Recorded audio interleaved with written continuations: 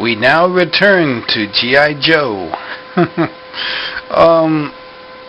This is a review. The Sky Sweeper jet with air raid from G.I. Joe, The Rise of Cobra action figure line. Now,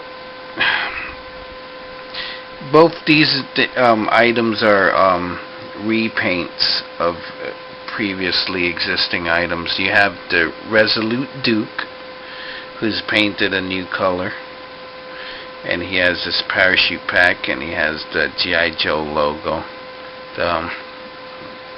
the movie logo on his shoulder. So he comes with these accessories. He has this helmet, which doesn't quite fit on him. They used it later for Charbroil from the same line. He has this .45 pistol, which he doesn't have a holster for, that he could hold it in his hand.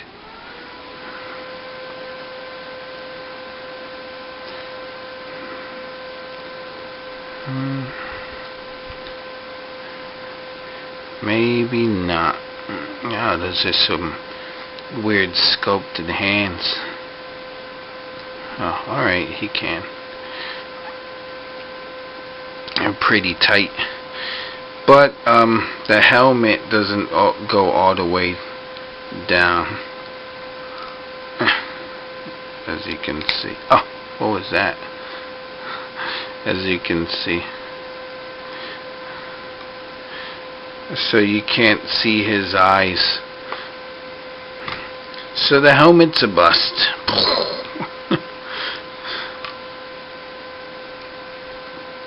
I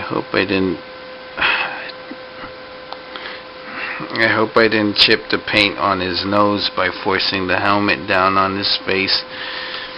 He also comes with this rifle. Pretty cool rifle. I don't know if it's from Resolute,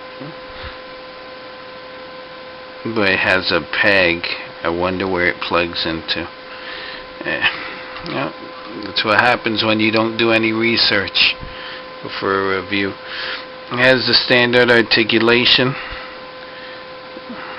Torso, ball jointed shoulders, ball joints in the elbows, swivel wrist, double jointed knees, ball jointed ankle. He's an alright figure. I don't own Resolute Duke. I wasn't interested in the Resolute line. I had stopped collecting G.I. Joes when they came out. But the real reason why I bought this vehicle was because of this. It is a repainted Firebat from the 25th anniversary line. But unlike the Firebat, this one's way cooler. You can tell by these big engine blocks and these extra wings that come here. So, back in the 80s, the Firebat was sold with the Terradome. And you could place the Firebat in the middle of the Terradome like that, pointing up, so that it could launch. But this vehicle has some skis in the bottom. Has these missiles, so you could place it down on the ground like that. The wings fold down, and you get these missile launchers here with blue missiles. I panel lined the jet in a lot of places. I didn't take off the thing here for this missile, but these missiles are detachable also.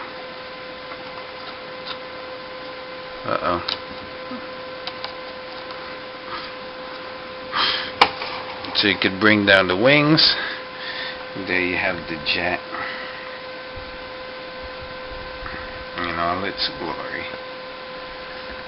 The cockpit opens. and you can place the pilot inside.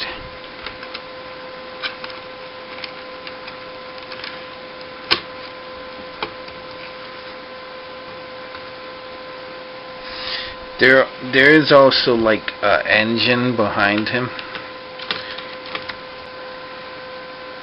It's a neat feature. I would paint it if I could reach it, but I can't.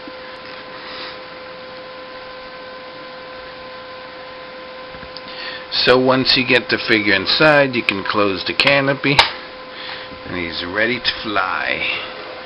Yo, Joe. Also comes with these decals. So if you're a model kit builder, you kind of know where you know, you can kind of take care of this part of the toy building process. With my G.I. Joe vehicles, I haven't put any of the stickers on them. Never. From the, I think the first vehicle that I bought was the Shark. No, not the Shark. It was the first G.I. Joe vehicle I reviewed. Well, I'll make I'll link the video here to the first G.I. Joe vehicle I reviewed. I didn't put any stickers on it, and I haven't done it with the Raven or the Rhino or this. I just keep them in a little plastic bag. What accessories does it come with? The only accessories is the figure and these missile launchers and these rockets that come off. If you could count them as accessories, you get a rocket here and a rocket there.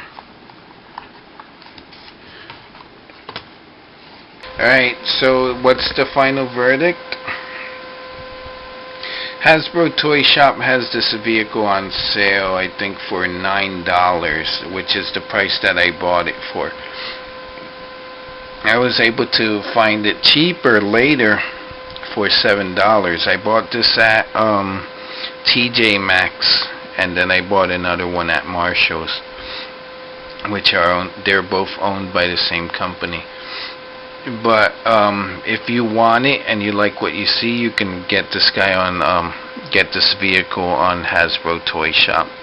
I'll put a link in the description. Thanks for watching. I hope this has proved informative, and I'll see ya later. Bye. Yo, Joe.